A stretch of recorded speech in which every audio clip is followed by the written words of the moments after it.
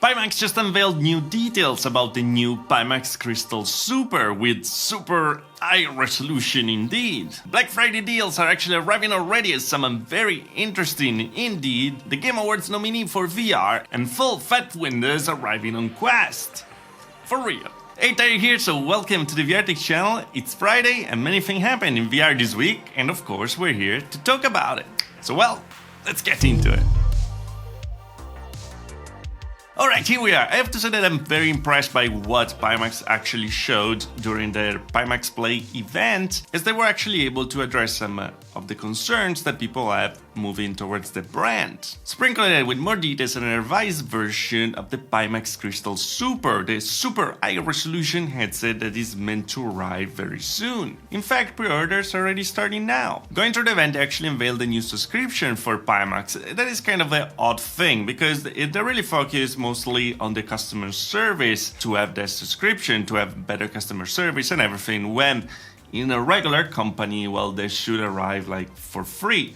But then they said that more features will arrive, more software features with discounts on headsets. So I really hope they're not going to start to say, hey, to have the upscaling made by us, you have to pay like $12 a month, because that will be very shady indeed. They're actually going to do it, Ask Me Anything soon to, reply to those concerns. So yeah, my eyes are on it. The way they kicked off the subscription was actually through a new price for the Pimax Crystal that we reviewed recently. And now that is gonna start at $5.99 plus a $12 subscription every month for 24 months that you can also pay upfront completely, and that in total is gonna give you anyway a 10% discount. After those 24 months, the headset is gonna be completely yours to keep. There's still always the option to actually buy completely upfront, but it's gonna be 10% more. Yeah, it seems like they don't like money right away. During the event, they also talked about the 60 GHz wireless adapter for the Pimax Crystal,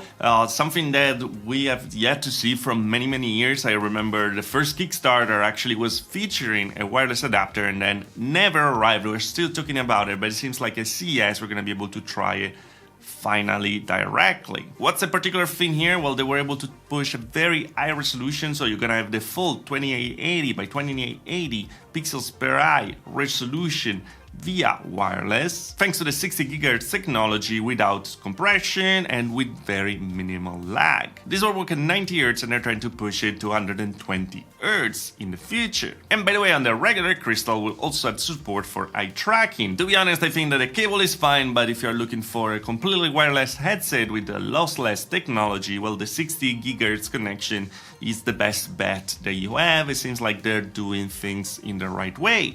Hopefully they were able to ship it, because they didn't give a date for it yet. But the most interesting thing was actually the Pimax Crystal Super, because yeah, seeing for real was very particular indeed. First of all, this is 30% smaller than what they showed before, and you can tell because they actually had some hands-on in New York with some people, and you can tell that the headset doesn't seem so big as the previous headsets, of course. But that's not where the magic lies, because this thing is gonna feature 57 ppd resolution. That is like mind-boggling high, with two QLED panels with 29 million pixels each for a resolution of 3840 by 3840 each eye, featuring as the Crystal local dimming. This time, as they call it, 2.0, because instead of having 576 zones, it's gonna have around 1,000 zones available. As I said in my review, the Crystal-like dimming needed some work, and well, I guess the work was like a new panel. These screens are gonna be seen through two aspherical lenses, single piece, with peak nits of 280, so very bright, and the headset will feature also eye relief to actually bring the lenses closer or further away from your eyes for a better visual comfort. But the most interesting thing is that the Crystal Super will actually arrive in 3 different versions. The first one is the one that we talked about right now. The second one for me is one of the most interesting, because it's actually the one with the micro OLED displays. Here you're gonna be able to swap the entire visual hardware with the lenses and the screen, and instead of having a spherical with QLED, you're gonna be able to put pancakes with micro OLED displays. Also here with a crazy high resolution of 3840 by 3552 for a total FOV of 100 degrees. Yeah, I do agree that QLED has many good things for it, also for the very high refresh rate, over here instead on the micro OLED, you're gonna be able to get just to 90 Hz. But yeah, having the choice is something absolutely fantastic if someone that uses a lot the big screen beyond. And the Apple Vision Pro, well, I can't wait to see it, but I'm also very curious about the QLED because yeah, the resolution there seems like to be massive. I can't wait for my 7090 to actually play with it.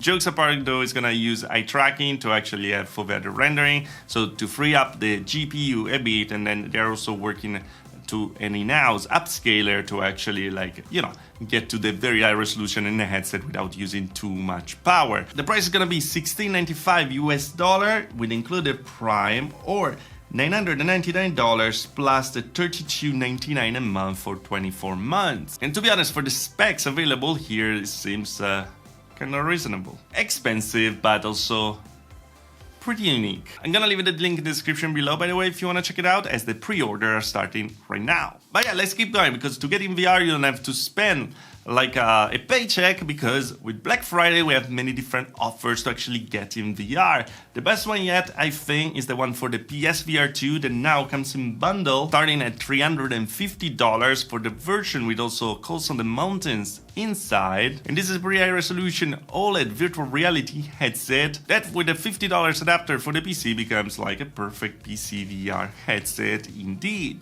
And it's pretty unique because it's the only one at that price with an OLED display. It has Fresnel lenses though, but at that price, you should take a look. Talking about glasses, the Ray-Ban glasses are available for the lowest prices yet at $249 starting at. I'm actually using them every day, even if I don't need glasses, because right now they actually added also the eye possibility for Italy, Ireland, UK, Spain and France, because before it was available just in the US. So if you're in Europe, well, they just became more interesting and also cheaper. This is a limited version, by the way. I freaking love it because you can see all the internals in there. But yeah, probably my best accessory of 2024. If you want glasses with screens, also the X3L is actually running a Black Friday deal. So yeah, those are pretty fun too to use. By the way, we're getting close to the Game Awards this year as well, and VR has its own section, and we have 5 games that are actually there to vote. You can vote for the one that you prefer. Those are Arizona Sunshine Remake, Asgard 2, Batman Arkham Shadow,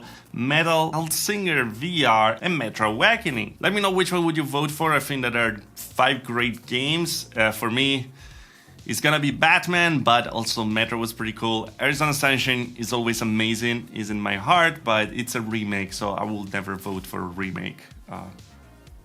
Give me new games. And now a little thing about Meta, not very little though, is that soon is actually gonna receive Windows directly. I know, it's weird. Announcement that happened during Microsoft Ignite 2024, where they actually unveiled like a little Surface device to actually like stream Windows directly without having it directly running on the machine. And I think that is a kind of a hint of how we're gonna get the full flat Windows on our Quest devices, streaming there directly, and also just using our PC and having 3 big screens in front of us to actually enhance productivity. I mean, this is clearly a response to the Apple Vision Pro, the ability to actually use the Mac in there, but with also probably the possibility to use it just via the cloud through a subscription instead of having to actually own a PC to do that. I just don't think that the PC is going to be powerful enough to actually run PC VR games.